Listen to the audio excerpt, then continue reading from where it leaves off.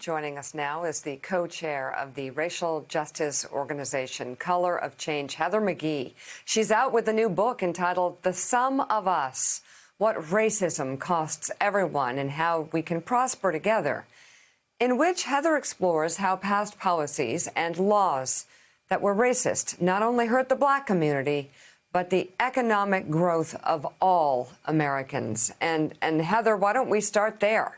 What laws were they, and how do we turn it around now? You know, I wrote this book to travel the country and talk to Americans of all backgrounds and dig deeply into the research to challenge the zero-sum thinking that seems so predominant. It certainly was the main way that Donald Trump saw the world, this us versus them. And it's actually growing in popularity, particularly among white Americans who seem to be worried that progress for people of color is going to come at their expense. So I set off on this journey and found out that actually we are all paying the cost for racist policies. In fact, Citigroup this summer did a report saying that if we had closed the racial economic divides, which are the result of policy past and present, 20 years ago, our economy would be $16 trillion larger. Erin Haynes. Well, Heather, congratulations on the book, which I think does such a great job of really talking about the corrosive nature of racism for everyone, right? Not just Black Americans in this country. And I want to talk to you more about this, the idea of this zero-sum theory that you write about, which is something that President Biden frankly, has already been talking about in the early days of his administration and attempting to really frame this as a potentially unifying thing for people to confront, saying that it doesn't mean for Black and brown folks to gain something in this country, that doesn't necessarily mean that white folks have to lose something. Usually this is a divisive conversation, but what I want to ask you is, why is it time to really reframe the message around race and our politics and just the idea that confronting this now actually is a way for us to get to unity as a country?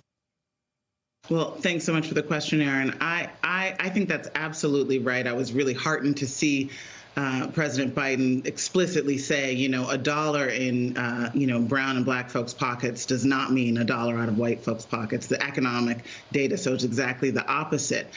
It's so important to widen the aperture. Now, I want to be clear. I am by no means saying that racism, both individual and systemic, doesn't hit the target, right? First and worst, the burden is borne by people of color.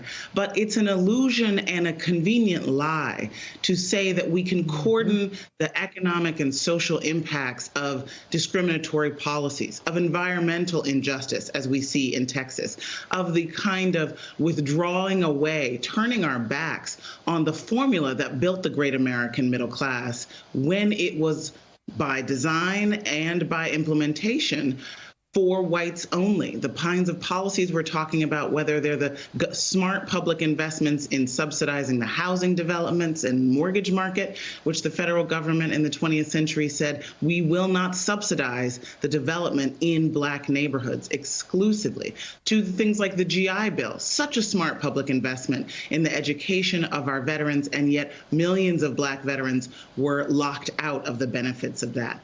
Now it's time for us to expand what we do to include everyone. But the problem is, and this is where the image on the cover of my book, which is the image of a kid jumping into a pool and swimming, a sort of interracial swimming experience. The problem is it feels like our country is all in the bottom of a drained public pool. Why do I talk about a drained public pool? Because that's exactly what happened when some of the 2,000 free public pools that used to exist all across the country, but many of them were segregated, when the civil rights movement allowed Black people to say, hey, those are our tax dollars funding that, let my children swim too. So many towns across the country drained their public pools rather than integrate them.